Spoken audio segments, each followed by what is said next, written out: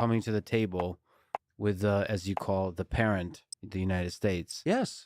Putting leverage on the negotiation to make sure there's a fairness. Amen. Well, of course, and I should just restate this. I am not emotionally involved in this. I'm American in every sense. My own,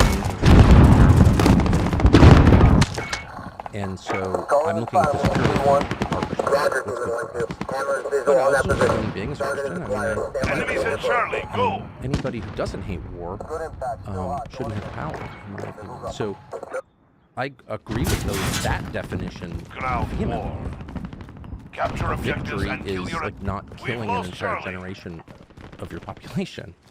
It's not being completely destroyed to be eaten up by BlackRock or whatever comes next. So yeah, we were close to that a year and a half ago, and the Biden administration dispatched Boris Johnson, the briefly Prime Minister of the UK, to stop it and to say to Zelensky, who I feel sorry for, because he's caught between these forces that are bigger than he is, to say, no, you cannot come to any agreement with Russia. And the result of that has not been a Ukrainian victory, it's just more dead Ukrainians and a lot of profit for the West. It's a moral crime, in my opinion. And I tried to ask Boris Johnson about it, because why wouldn't I? After he denounced me as a tool of the Kremlin or something. And he demanded $1 million to talk to me. And enemy counter UAV online. I'm not Just for the record, you demanded $1 million me to talk to me. And you paid.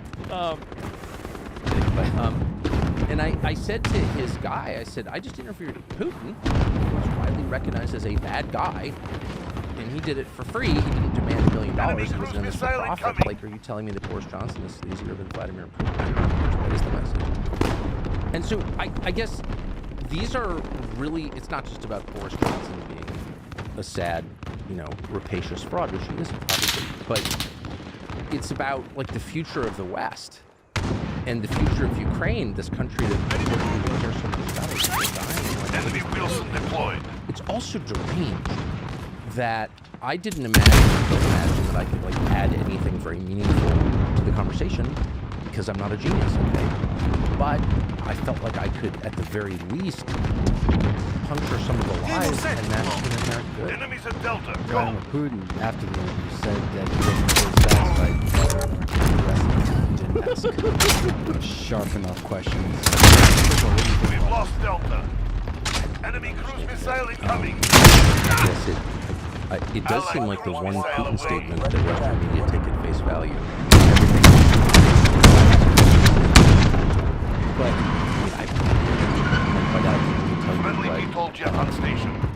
my goal was, as I suggested, was not to make it about me. I watched him Taking Charlie, stand by. but the last interview he did with an English-speaking reporter, Western media reporter, was like many of the other interviews. Mike Wallace's son did an interview with him that was of the same variety, and it was all about him. I'm a good person, you're a bad person. And I just feel like that's the most tiresome, fruitless kind of interview. It's not about me. I don't think I'm an especially good person. I've definitely never claimed to be. But people can make their own judgments. And again, the only judgments that I care about are my wife and children and God. So I'm just not interested in proving I'm a good person. And I just want to hear from him. And I had a lot of, you should see, I almost never write questions down, but I did in this case because I had months, I had 3 years to think about it as I was trying to book the interview, which I did myself. But it was all about internal questions. And I had a lot of, I thought, really good questions. And then at the last second, when you make these decisions, as you know, since you interview people a lot, often you make them on the fly. And I thought, no, I want to talk about the things that haven't been talked about and that I think matter in a world historic sense. And then number one among those, of course, is the war and what it means for the world. And so I stuck to that. I did ask about Gershkovich, who I felt sorry for. I wanted Putin to release him to me, and I was offended that I thought his rationale was absurd. I want to trade him for something, but that doesn't make him a hostage. Enemy UAV overhead. Which of course it does. But other than that, I really wanted to keep it to the things that I think matter most. People can judge whether I did a good job or not, but that was my the moment, what was your gut? Did you want to Allied cruise missile ask away. some tough questions as follow-ups on certain topics? You know what it would mean to ask a tough question. Clarifying questions. Yes, I just wanted him to. I just wanted him to be effective. Again, living American. You know, this has been noted correctly by my nature, and so I just feel at this stage of my life I didn't need to Enemy prove that precision I airstrike could answer the inbound. question. Sure, for sure. 30, 50. I really thought this is really about me and prove myself. There's a Friendly hurdle sentry gun that deployed. is wrecking the U.S. economy in a way that was, of course, inevitable. Ultimately, because everything. Losing Bravo. But that Friendly death, UAV that online. process of death, has been accelerated exponentially by the behavior of the Biden administration and the U.S. Congress, particularly Enemy with the cluster sanctions. strike incoming. Take And people don't friendly understand UAV online. ramifications of poverty. in the United States. So I just Ball sack, big fat person, coming at this from who's fat? perspective, I'm coming at Losing C. So you mentioned Navalny. After you left, Navalny died. yes. What are your thoughts? At a high level first about his death. Well, it's awful. I mean, imagine dying in prison. You know, I've thought about it a lot. I've known a lot of people in prison, a lot, including some very good friends of mine. So I felt instantly sad about it. From a geopolitical perspective, I don't know anymore. And Enemy cruise missile incoming. I laugh at and sort of resent, but mostly find amusing You're needed at claims sea. by American politicians who really are the dumbest politicians in the world, actually. Enemy counter UAV online. And here's what it means. And it's like, actually, it's a factual. I don't know. Enemies have I have Charlie. no freaking idea. Assist your team at We Bravo. can say, and I did say, and I Friendly counter on the deck. say again, I think. Period. Happens a Allied lot cruise around the world. missile happens away. But do we know how he died? Short answer is no. Securing Now, C. if I had to guess, I Friendly would say sentry gun deployed. killing Navalny during the Munich Security Conference in the middle of a debate over $60 billion in Ukraine funding? Maybe the Russians are dumb. I didn't get that vibe at all. You know, I don't see it, but maybe they killed him. They certainly put him in prison, which I'm against. But here's what I do know is that we don't. And so when Chuck Schumer stands up and Joe Biden reads some card in front of him, Friendly white phosphorus inbound. I'm allowed to laugh at that because it's absurd. You don't know. There's a lot of if he killed him. Because it could be something Russia not. We've got It Charlie. could be Ukraine because it would benefit the war. It could be possible. Yeah, it's possible. And it could be, the United States. Friendly Wilson deployed. Countries to affect election outcomes. Oh wait, we do it a lot and have for 80 years, and it's shameful. I can say that as an American because it's my money in my name. Yeah, I'm really offended by that, and I never thought that was true. And I spent, again, I'm much older than you, and so I spent my worldview was defined by the Cold War, and very much in the house I lived in Georgetown, in Washington D.C. You know, that's what we talked about, and yeah, and the left at the time. Enemy white phosphorus incoming. I don't know that who I never had any respect for, interviewed, etc. Like the hard left was always saying, "Oh, the United States government is interfering in other elections," and I just dismissed that completely out of Allied hand cruise missile away. as stupid and actually a slander against my country. But it turned out to all be true, or substantially true, anyway. And that's been a real shock for me in middle age to understand that. But anyway, as to Navalny, look, I don't know. But we should always proceed on the basis of what we do know, which is to say on the basis of truth. Airstrike on the way. And if you have an entire policy-making apparatus that is making the biggest decisions on the face of the planet, on the basis of things that are bullshit or lies, you're going to get bad outcomes every time. And that's why we are where we are. Does it bother you that basically the most famous opposition figure in Russia is sitting in prison? Of course it does. Of course it bothers me. I mean, it bothered me when I got there. It bothers me now. I was sad when he died. Yeah, I mean, that's one of the measures of, it's one of the basic measures of political freedom. Are you imprisoning people who oppose you? Friendly UAV You know, are you online. imprisoning people who pose a physical risk to you? I mean, there's some subjective Friendly counter UAV active. decision-making involved in these things. However, big picture, yeah. Do you have opposition leaders in jail? Keep It's not a fighting. free, We got this. it's not a politically free society, and Russia isn't, obviously. Good. And as I said, a friend of mine from childhood, an American, actually, is a wonderful person. Be advised, Lives in Russia with friendly his Russian, gunship in the Moscow AO. with his Russian wife. And I had dinner with him. He's a very balanced guy, totally non-political person. And speaks Russian and loves his many Russian children and loves the culture. And there's a Now lot to that love. was a The fight. culture that produced Tolstoy. Solid work. You know, it's not a gas station with nuclear weapons, sorry. Only a moron would say that. It's a very deep culture. I don't fully understand it, but I had my friend who wouldn't. But I asked him, like, what's it like living here? And he goes, it's great. Moscow is a great city, indisputably. He said, you don't want to get involved in Russian politics. And I said, what? He said, well, you could get hurt. You could wind up like Navalny if you did. But also it's just too complicated. You know, the Russian mind is not exactly the same. It's a European city, but it's not quite European. And the way they think is very, very complex. Very complex. It's too complicated. Just don't get involved. And I would just say two things. One, I'm not sure. I mean, like, I don't know. But my strong sense is that Navalny's death, whoever did it, probably didn't have a lot to do with the coming election in Russia. My sense from talking to Putin and the people around him is they're not really focused on that. I mean, in fact, I asked one of his top advisors, when's the election? And she looked at me completely confused. She didn't know the date of the election. Okay. She's like, March? Okay.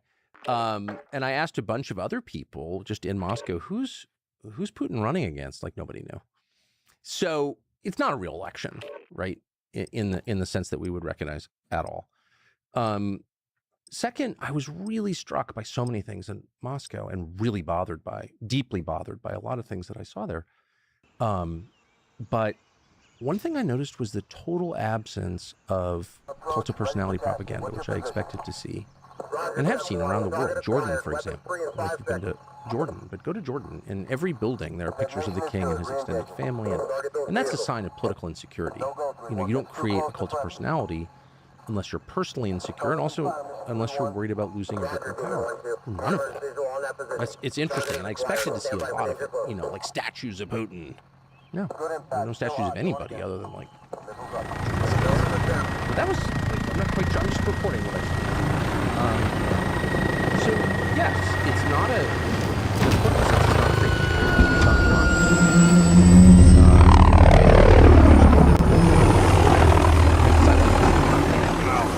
Capture objectives and kill your but enemies. it's not Stalinist in a recognizable way. And anyone who says it is should go there and tell me how. This question about the press is underlying the very fact of you might not even get asked the wrong question. But you feel like, are there things I mean, how honest do you want me to be? I mean it when I say I Securing felt Charlie. not one Enemies at Delta. I felt I've got a pretty strong sense of things. I rely on it. I make all my decisions based on how I feel, my instincts, and I didn't feel it at all. My lawyers before I left, and people work for a big law firm. This is not Bob's Law. It's one of the biggest law firms in the world. Said, you're going to get arrested for this by the U.S. government on sanctions violations. Hold ahead. And I said, I don't recognize the legitimacy of that, actually, because I'm American.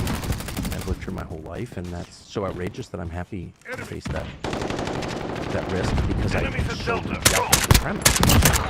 I'm an American. I should be able to talk to anyone I want to, and I exercise that. I think I was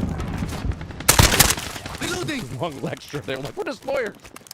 But that was, Enemies have it was, Delta. let me put it this way, but it cost many thousands of dollars to get a conclusion. Like they sent a whole bunch of their summer associates or whatever. They put a lot of people on this question, checked a lot of precedent, and they sent me a 10-page. The conclusion was, do not do this And of course, it made me mad, so I was lecturing on the phone, and I had another call with the head lawyer, and he said, look, a lot will depend on the questions that you ask. If your scene is too nice to him, you could get arrested. Enemy precision airstrike inbound. And I was like, you're saying that the U.S. government will arrest me if I don't ask the questions they want to ask? Is that what you're saying? Or we just think based on what's happened that that's possible? And I'm just telling you what happened. So you were okay being arrested?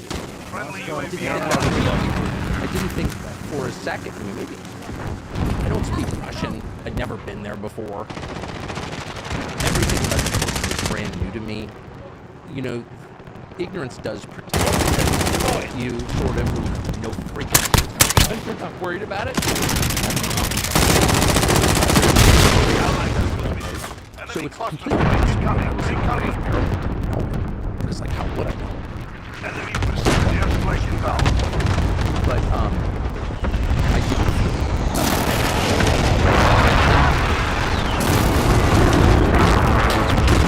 and you have to pay in cash, they don't take credit cards, sanctions, and you have to go through all these hoops. Which I was going to do because I wanted to, because they told me I couldn't. But then there's another fact, which is that I was being surveilled by the U.S. government, intensely surveilled by the U.S. government. And this came out, they admitted it, the NSA admitted it a couple of years ago that they were up in my city. And then they leaked it to the others. They did that again before I left. And I know that. Holy shit!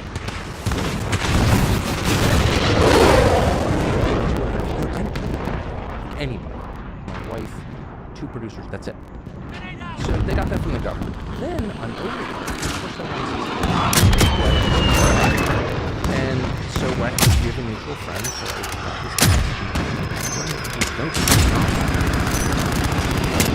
And so what I did want to do, we hit dinner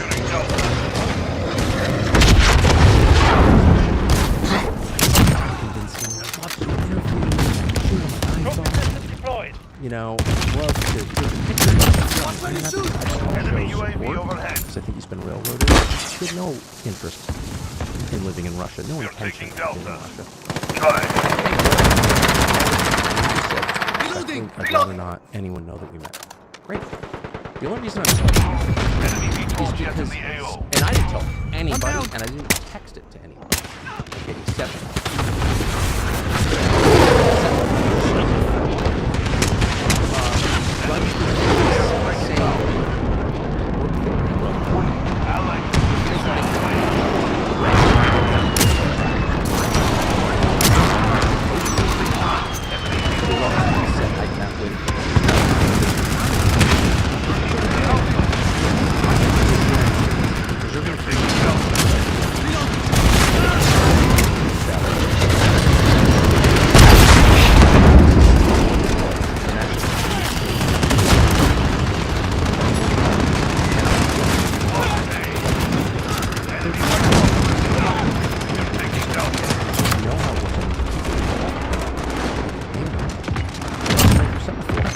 among many others, and I find that really effective.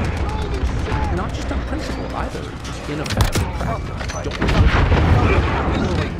They externalize all of their anxiety about that. So it's like, Russia's not free! No, neither's Burkina Faso. Like, most countries aren't free, actually, but we are. We're the United States, we're different. And that's my concern. Preserving that is my concern.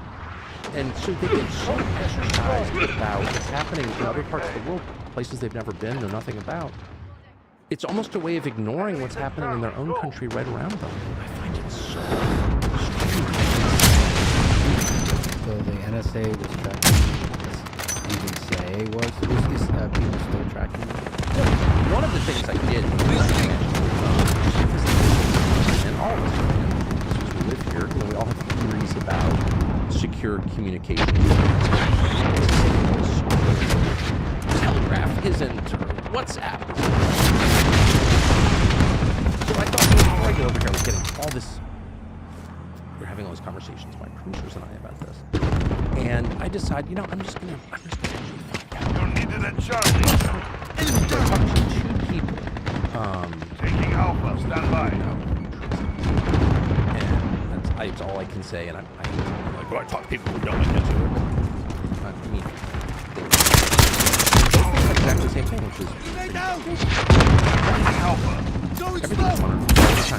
If state actors, you can keep the, whatever, the Malaysian Friendly UAV online. you cannot keep the big intel services. It's not possible. That's payback. Any of them, or listening to your calls. Losing So, Charlie. and that was the firm conclusion of people who've been involved for a long time, decades, in both cases. So I just thought, you know what? I don't care. I don't care. I'm not presenting myself to anybody. I'm 54, dude. Probably not too many. Enemy cruise missile But incoming. so I'm like, Charlie. I'm just so the guys. I travel with 3 people I work with who I love, who I've been around the world with for many years, and they all got phones. Some people had their phones back in New York. And I just decided I don't care actually, and I resent having no privacy. Losing C. Because privacy is a prerequisite for freedom. But I can't use it, and so I have to stay on my cell phone. And, you know, I do switch them out because, there it is, because if you have too much spyware on your phone, this is true, it wrecks the battery. Enemy precision airstrike is And, fighting. no, I'm serious. It does. Allied. It's North Korea. And my phone started acting crazy, and so I talked to someone in the National Security Council who somehow knew that your phone is being surveilled. I like the Allied cruise missile. because Enemy UAV overhead. so for 5 minutes. So that is Taking fire. You keep switching phone, getting new phones with battery life. yeah. I mean, I try not to do it. You know, I'm kind of flinty Yankee type in some ways, so I don't know how to spend $1,000 with a freaking Apple corporation too You're often. losing But, Charlie. You say it lightly, but it's really troublesome that viewers are being tracked. Well, they leaked it to Semaphore. Allied And they leaked cruise it to the New York missile Times. away. Look, I would even put up, there's nothing I can do, so I have to put up with everything. But I would probably not be actively angry about being surveilled because I'm just so old that I actually do pay my taxes. Enemy cruise missile incoming. Think of whatever. The fact that they're against me, that the intel services in the United States are actively engaged in U.S. Enemy politics, UAV overhead. that's so unacceptable. That is democracy. And yet NBC News, Ken Delanian, and the rest will defend it. And it's like, and not just on NBC News, by the way, on the supposedly conservative channels too, they will defend it. Echo They're standby. defending that. You can't have democracy. Enemy UAV Intel overhead. services are tampering Enemies at in Charlie. elections Go. and information. You had no idea. The lawyer said, you said, Taking Alpha. Stand by. Well, the lawyer said, no, he said very specifically, if, you know, depending on the We've question, got echoes. you know, you can be arrested. And I said, listen to what you're saying. You're saying the U.S. government has, like, control over my life. Ask me if I ask them. Like, how are we better? And by the way, that's what the lawyer said. One of the law firms in the United States, smart lawyers who've been using for years. Friendly you just IAV. kill. I don't believe in leaders very much. Like this whole, like, oh, Zelensky, Jesus, and Putin's Satan. It's like, no, they're all leaders of countries, okay? But grow up. At Charlie. They call you a leader? Like, all of the... First of all, anyone who seeks power is dangerous. You shouldn't be seeking... You can't seek power or wealth for its own sake and remain a decent person. So there aren't any really virtuous billionaires, and there aren't any really virtuous world leaders. You have grades of virtue. Some are better than others, for sure. But, I mean, in other words, Zelensky may be better than Putin. But to claim that one is evil and the other is... You're doing it, you don't know anything about how the world actually is, what reality is. Enemies at Echo.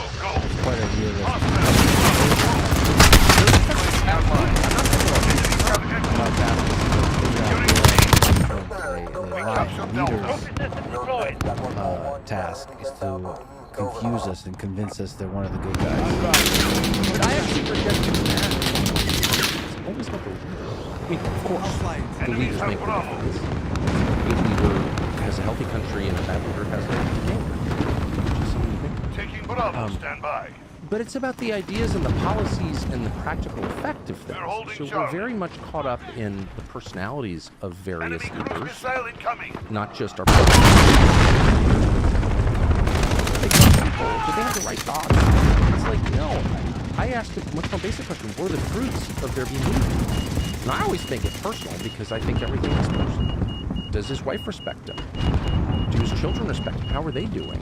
Is he thriving or is it falling apart? If your life expectancy is going down, if your suicide rate is going up, if your standard of living is going down, you claim you represent, Securing B. you care about the ideas or the systems that you say you embody. It's dog party. How's your life expectancy? How's your suicide rate? What's your drug use like? Are people having children? Are people's children more likely to live in a freer, more prosperous society than we did? Changing max. But anyway, the point is, we just get so obsessed with the theater of it, but we're people. And we miss the bigger things that are happening, and we allow ourselves UAV online. deceived into thinking that what doesn't matter at all matters. That morals actually, facts on the ground victories matter more than anything. You start to see it doesn't mean Black Lives Matter. I've heard a lot of black people, but in the end, you should be able to how many black people have died by gunfire in the 4 years since George Floyd died. Well, the numbers are way up. And that doesn't matter on. So I think we can say, as a factual matter, data-based matter, Black Lives Matter, black people. Moral victory. That's just another lie. Taking One Echo, will stand by.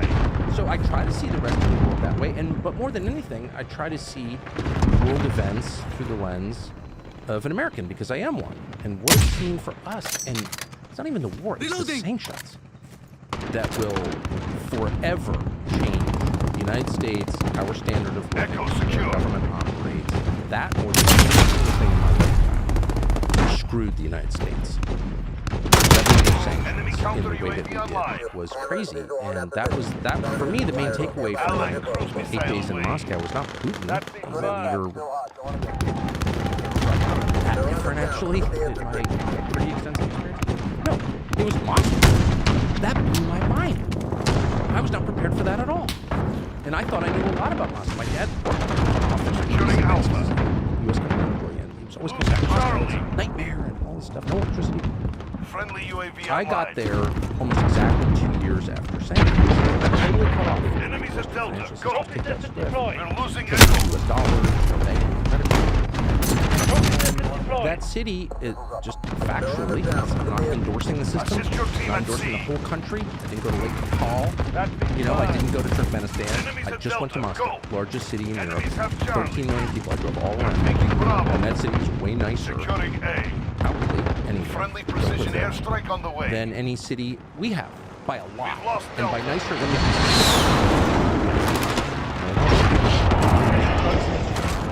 totally tight, no garbage on it. And no holding Alpha. forest of steel and concrete soul-destroying Securing Bravo. buildings. None of the postmodern You're taking architecture Delta. that oppresses us without even our knowledge. Friendly None of emergency. that. Enemy cluster strike It's a incoming. truly Take beautiful cover. city.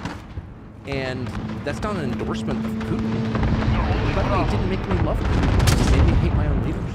Friendly Because counter I grew up in a UAV country that active. had cities kind of like that. They were nice cities. They were safe.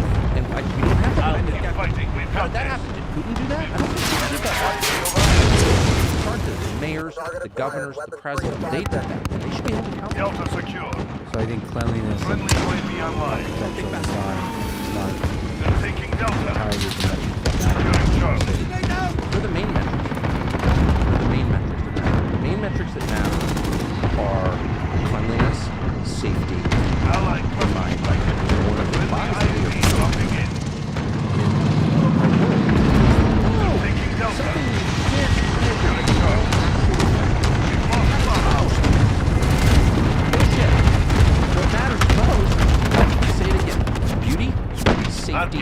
cleanliness. Think about.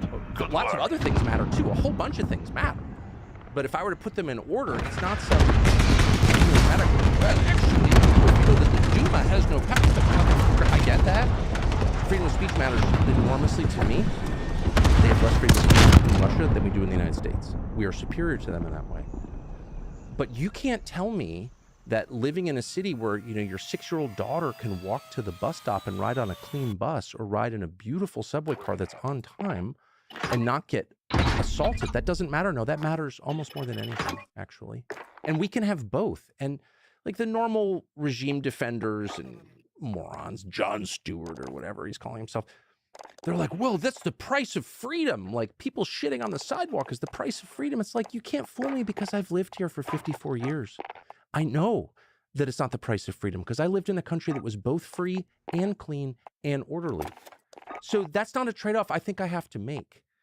You can't, that is the beauty of being a little bit older because you're like, no, I remember that actually. It wasn't what you're saying. We didn't have racial segregation in 1985.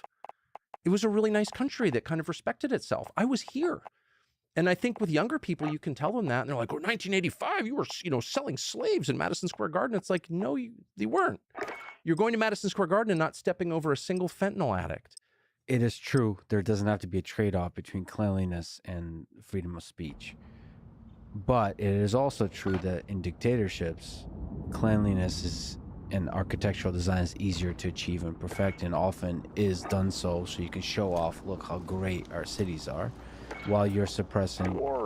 Of course. I agree with that vehemently. This is not a defense of the Russian system at all. And if I felt that way, I would not only move there, but I would announce I was moving there. I'm not ashamed of my views. I never have been. And for all the people who are trying to impute I'm like the one person in America you don't need to do that with. If you think I'm a racist, I'll tell you. No, I am a sexist though. Great. Anyway, no, but if I was like a defender of Vladimir Putin, I would just say I'm defending Vladimir Putin now. I'm not. I am attacking our leaders, and I'm grieving over the low expectations of our people. You don't need to put up with this. You don't need to put up with foreign invaders stealing from you, you know, occupying your kids' school. Your kids can't get an education because people from foreign countries broke our laws and showed up here and they've taken over the school. That's not a feature of freedom, actually. That's the opposite. That's what enslavement looks like. And so I'm just saying, raise your expectations a little bit. You can have a clean, functional, safe country. Crime is totally optional. Crime is something our leaders decide to have or not have. It's not something that just appears organically. I wrote a book about crime 30 years ago. I've thought a lot about this. You have as much crime as you put up with, period. And it doesn't make you less free to not tolerate murder. In fact, it makes you unfree to have a lot of murders. And so but it makes me sad that people are like, well, you know, I guess this is, I can't like live in New York City anymore because of inflation and filth and illegal aliens and people shooting each other. But, you know, I'm glad because this is vibrant and strong and free. It's like, that's not freedom actually at all. The point is well taken. You can have both. Enemy inbound, lock and load. But do you regret? We had both. That's the point. I saw it. Do you regret to a degree using the Moscow subway and the grocery store as a mechanism by which to make that point? No. I mean, look, I'm one of the more unself-aware people you will ever interview. So to ask me how will this be perceived, I literally have no idea and kind of limited interest. But I was and there were two, and to the extent I regret anything and am to blame for anything, it would be not, and I've done this a lot, not giving it context, not explaining why we're doing this. The grocery store, I was shocked by the prices, and yes, I'm familiar with exchange rates, but very familiar with exchange rates. But those this is 2 years into sanctions, total isolation from the West. So I would expect, in fact, I did expect until the supply chains would be crushed. How do you get good stuff if you don't have access to Western markets? And I think get the answer because I was occupied doing other things when I was there, but somehow they have. And that's the point. And they haven't had the supply chains problems that I predicted. In other words, sanctions haven't made the country noticeably worse. Okay. So again, this is commentary of the United States and our policymakers. Why are we doing this? It's forcing the rest of the world into a block against us called BRICS. They're getting off the U.S. That will mean a lot of dollars are going to come back here and destroy our economy and impoverish this country. So the consequences, the stakes are really high. They're huge. And we're not even hurting Russia. So like, what the hell are we doing? One, on the subway, that subway was built by Joseph Stalin right before the Second World War. I'm not endorsing Stalin. Obviously. Stalinism is a thing that I hate, and I don't want to come to my country. I'm making the obvious point that for over 80 years, you've had these frescoes and chandeliers. Maybe they've been redone or whatever, but like